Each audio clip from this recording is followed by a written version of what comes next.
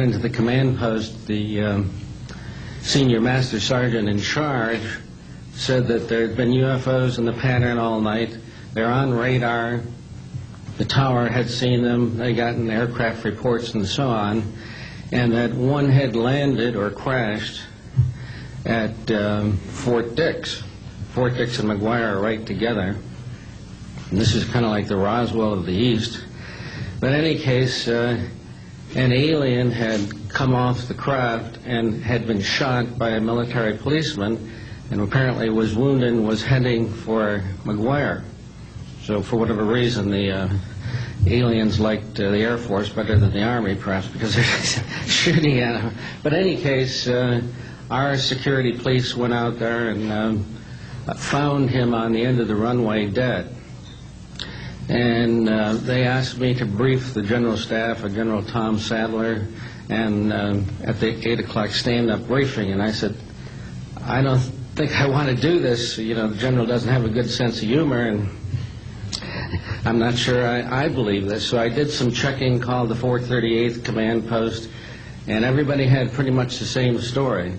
And at 8 o'clock that morning, just before I went on, was going to brief this, and I was very worried about it. They said, don't brief it, that it's too hot, so to speak. That's pretty much my story, and I'm prepared to tell the story in front of Congress, and it is the truth. Now, because of this, I've stayed interested in UFOs, and I'm the Eastern Director of the Mutual UFO Network. And between the National Reporting Center and Peter Davenport and the MUFON, we get 100 reports a week on average of people from all over the United States that see these things regularly. And if you start checking, they're out there and they're low, and people are seeing them all the time. And these are highly qualified people, all of whom essentially give us the reports by email. Thank you.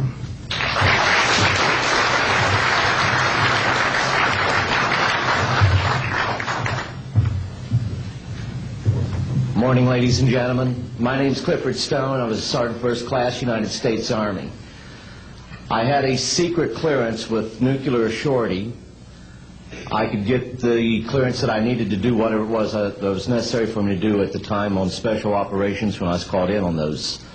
What I'm referring to here is that I was involved in situations where we actually did recoveries of crashed saucers, for lack of a better term, debris thereof. There were bodies that were involved with some of these crashes, also some were alive. While we were doing all this, we were telling the American public there was nothing to it. We were telling the world there was nothing to it. I'd like to go into detail on some of the cases, about the nuts and bolts cases right here, but I will be available if you have any questions concerning my involvement in this. You can talk to Dr. Greer to arrange for me to get to talk to you. But the whole situation is, we've set back, we've told the American people that there's no such thing as UFOs. I've been involved where we have recovered these objects. We know them to be of extraterrestrials. In 1969, I had an event that happened to me while I was stationed at Fort Lee, Virginia. We went to Indiantown Gap, Pennsylvania. That would be my first exposure to any time that we would be recovering an unidentified flying object. When we went there, we already had people that was already in the facility. We were a backup team, which was supposed to be NBC, because there was supposed to be some nuclear materials that was on board this craft. Later on, most people involved were to be told that there was nothing on board it. It was nothing more than just a crash of one of our aircraft. I know better, because I was one of the people that approached it with a Geiger counter to get surface readings. I was the first person to go ahead and see that there were bodies on it. That would be the first of approximately 12 events. UFO crashes are not events that take place every day. They're rare. I know we're not alone in the universe. I know that the absence of evidence is not evidence of absence. It's evidence that has been denied to the American people.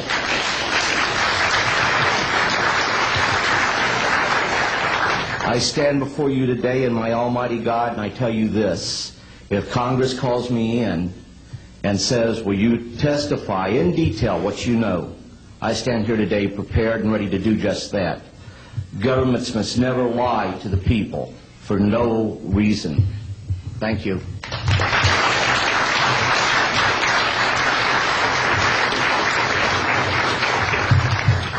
Good morning. My name is Mark McCandlish, and for the last 21 years I have worked as a conceptual artist for a variety of defense contractors. I've been involved in conceptual artwork of the production thereof for Rockwell on the X-30 program, and also on the high-step program, that's spelled HYSTP, means Hypersonic Testbed Program. During the course of my career, I've twice had a secret security clearance. In 1967, while my father was stationed at Westover Air Force Base, the headquarters for 8th Air Force Strategic Air Command, I witnessed and watched through a telescope a UFO which hovered over a nuclear weapons storage facility for approximately 10 minutes and then departed with an acceleration approaching a bullet leaving a rifle barrel. In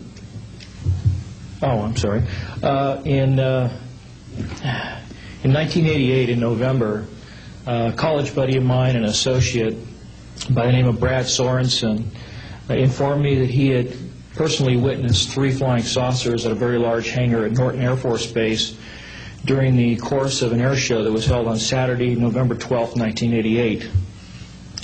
I subsequently called my congressman from that district. I called his office. This was Congressman George E. Brown, Jr., who at the time was the chairman of the Congressional Committee on Space Science and Advanced Technology. I naturally assumed that since this presentation that Brad talked about was for top military brass and certain congressional individuals, that his office must have coordinated this with the local Air Force Office of Public Affairs. A male staff member in Congressman Brown's office not only confirmed the exhibit, but the fact that there were 3 discs at that exhibit. These discs were hovering off the floor without any visible means of support. They were referred to as alien reproduction vehicles, also nicknamed the flux liner because they used high voltage electricity. Let's see, to keep things short, this is a diagram that I made based on a sketch that Brad Sorensen did for me in rough form shortly after he had his sighting, and subsequently cleaned that drawing up and made it much more accurate. And that's the drawing that Dr. Greer is holding there now. Later on, I obtained photographs that were taken in 1967 by a military pilot, Harvey Williams, flying a C-47 for the Air Force at 12,000 feet, approximately 25 miles southwest of Provo, Utah. This particular vehicle matches the so-called ARV in all proportions and respects in terms of the detail of the shape of the craft. And this was photographed, as I say, in June or July of June of 1967. I later spoke to a gentleman by the name of Kent Sellen that I met at an air show at Edwards Air Force Base in 1992, the first unveiling publicly of the B-2 bomber. He indicated to me that in 1973, when he was a crew chief working on experimental aircraft at Edwards Air Force Base, that he had unintentionally wandered into an area where there was a classified aircraft, namely the ARV. He described it in detail, and he added other details to the account concerning the configuration and the operation of the vehicle that Brad Sorensen was not aware of. Subsequently, Brad Sorensen met with the famous aeronautical designer Burt Rutan, gave him a copy of this blueprint which you've just been shown. Mr. Rutan felt that it was a joke and put it on his wall as kind of a joke. And a third party confirmed for me later that a Colonel Ray Walsh from Edwards Air Force Base was visiting Mr. Rutan, saw this blueprint on the wall and registered quite a degree of shock and anger, wanted to know where the hell he got this blueprint, because there was in fact such a craft at that time, approximately 1994-95, in a hangar at Edwards Air Force Base, North Base Complex at that time. Subsequently, I've done a lot of research on this product, this vehicle.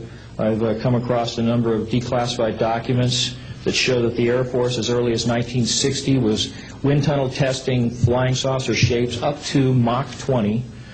And I also have declassified NASA documents that show similar shapes. In fact, this is the document here that more or less details the wind tunnel testing up to Mach 20. This is the NASA document right here that was declassified, and it shows a variety of spherical and lenticular shapes that were flight tested up to, or I should say, wind tunnel tested up to Mach 6.